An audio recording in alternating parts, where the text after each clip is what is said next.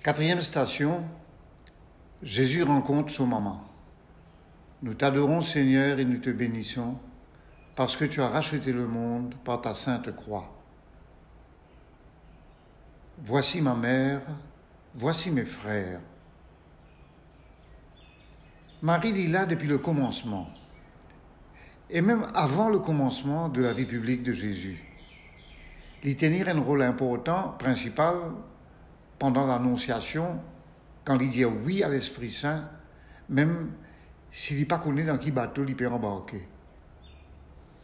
Avant même que Jésus débarque, Marie est là, bien vivante, comme maman. Parce que Jésus, dans son ventre, brodé, façonné par l'Esprit Saint. Nous ne pouvons pas imaginer Marie pendant 9 mois qui fait une pause de Jésus dans le silence. Un jour, il pose sur la main sur gros ventre et il pense cadeau ben masse dans la crèche. Il pense ben berger qui finit déranger pour venir adorer Jésus. Et plus tard, quand un jour, il amène Jésus dans le temple, parole Zacharie résonne dans son cœur. Beaucoup de monde dans Israël pour tomber et relever à cause de sa pitié-là. Les points de signe contradiction. Et toi-même, une l'épée pour transporter le cœur. Sa même manière, c'est que beaucoup de monde cachait en bas roche pour sortir dans la lumière. Nous trouvons ça dans l'évangile Saint-Luc, chapitre 2, verset 33. Donc, Marie lève Jésus pendant 30 ans. Après, il efface-lui. Marie, nous ne pouvons pas dire qu'il finit confiné pendant 30 ans. Nous pouvons vivre un confinement pendant quelques semaines. Et pendant ce confinement de 30 ans, Marie fait grandir Jésus dans le silence de Nazareth. Est-ce que dans le silence, quand nous enfermés dans nos confinements en famille, est-ce qu'il nous pas capable de donner un grand étang à Jésus, pour Jésus grandir en nous, dans le silence des moments de prière qui nous donnent nous en famille? Marie donc, pendant sa 30 ans de confinement-là, il apprend Jésus de lire la Torah. Il fait éditer pendant que Jésus peut donner un coup de main Joseph dans l'atelier. Il apprend Jésus à faire sur la prière avant le dormir. Et dans le mariage Cana, première action publique de Jésus, Marie est à l'arrière-plan. Et il y a avec mes disciples qui peut commencer à faire une communauté autour de Jésus. Un jour, ben Dimoun vient dire à Jésus, ton maman et ton ben frère peuvent de toi. Et Jésus répond, qui c'est mon maman? Qui c'est mon frère et sœur? Et en montrant toute la foule, Jésus dit, mon maman, mon frère, mon sœur, c'est tous ceux qui font la volonté de mon papa. Ce jour-là, les cœurs Marie, qui te font une souffrir, qui te font comment sentir sa glaive qui Zacharie t'a raconté là. Ça l'épée qui vous transforme sur les cœurs, qui vous transperce sur les cœurs. Mais Marie, il reste réceptive. Il recevoir le mystère de la personne de Jésus au fur et à mesure qu'il y accompagne sur la route comme un membre de la communauté qui entoure Jésus, dans la foule. Marie pas revendique un rôle principal. Au contraire, elle est effacée mais bien présente. D'ailleurs, à la descente du corps de Jésus sur la croix, il pour recevoir ce corps, ce cadavre de Jésus, et il pour entendre Jésus dire à Jean, voici ta mère. Ben maman, ben papa, vous êtes contents, vos enfants. Et souvent, vous laissent le champ libre à leurs enfants. Au fur et à mesure qu'ils grandissent, les parents s'effacent. Et même si les enfants sont loin, ils ont pris leurs responsabilités. Un jour, les enfants quittent le nid familial, vont fonder un foyer.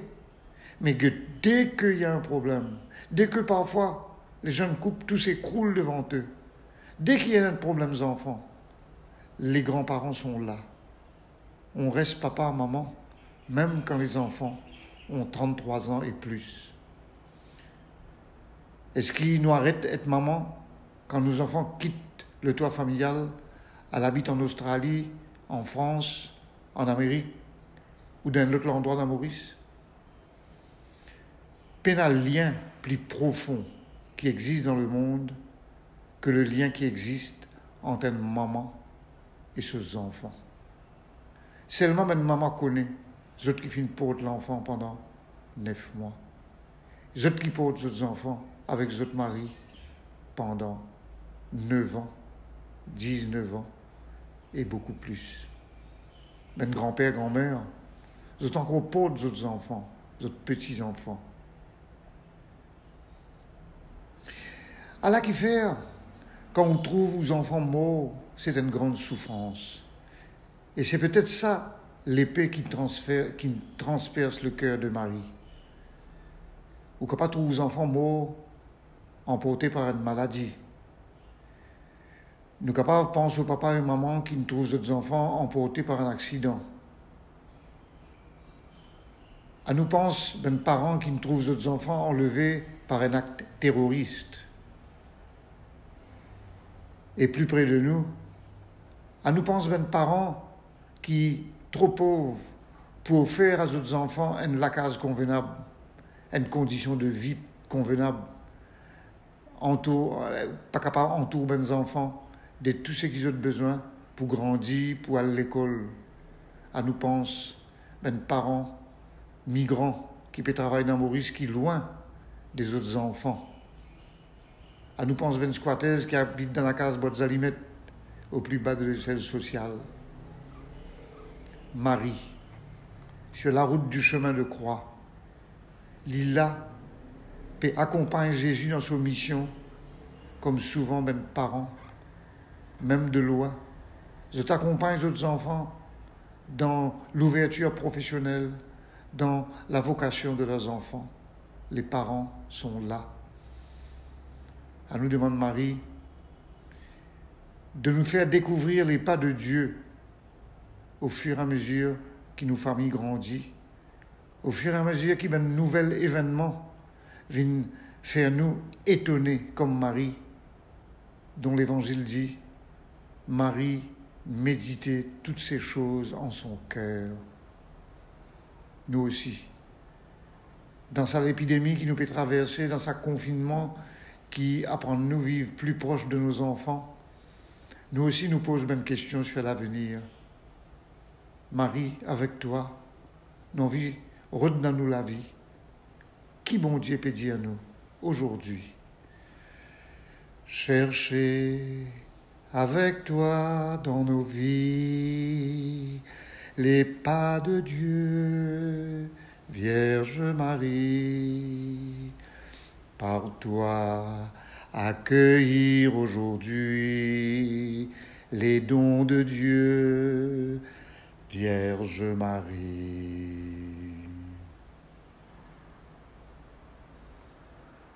Notre Père qui es aux cieux, que ton nom soit sanctifié, que ton règne vienne, que ta volonté soit faite sur la terre comme au ciel. Donne-nous aujourd'hui notre pain de ce jour. Pardonne-nous nos offenses, comme nous pardonnons aussi à ceux qui nous ont offensés. Et ne nous laisse pas entrer en tentation, mais délivre-nous du mal. Réjouis-toi, Marie, comblée de grâce. Le Seigneur est avec toi. Tu es bénie entre toutes les femmes, et Jésus, ton enfant, est béni. Sainte Marie, Mère de Dieu, prie pour nous pécheurs, maintenant et à l'heure de la mort. Amen. Réjouis-toi, Marie, comblée de grâce. Le Seigneur est avec toi. Tu es bénie entre toutes les femmes, et Jésus, ton enfant, est béni. Sainte Marie, Mère de Dieu, prie pour nous pécheurs, maintenant et à l'heure de notre mort. Amen. Réjouis-toi, Marie, comblée de grâce. Le Seigneur est avec toi. Tu es bénie entre toutes les femmes, et Jésus, ton enfant, est béni. Sainte Marie, Mère de Dieu, prie pour nous pécheurs, maintenant et à l'heure de notre mort. Amen. Gloire au Père, au Fils et au Saint-Esprit, au Dieu qui est, qui était et qui vient, pour les siècles des siècles. Amen. Nous portons dans nous la prière les mamans seules, séparées de leur mari, qui ont apporté leurs enfants, parfois les enfants en bas âge, parfois les grands enfants. Ils ont à accompagner ces enfants sans toujours être d'accord avec ce que les enfants-là peuvent faire, mais que les papas et les mamans, le grand signe d'amour qu'ils donnent aux autres enfants, c'est qu'ils sont là. Ils sont toujours présents pour accompagner les autres enfants, même quand ils ne sont pas d'accord que les enfants-là peuvent aller. Et surtout quand une maman tout seule, une femme seule, nous portons dans nous la prière toutes ces femmes d'aujourd'hui qui tiennent le fort.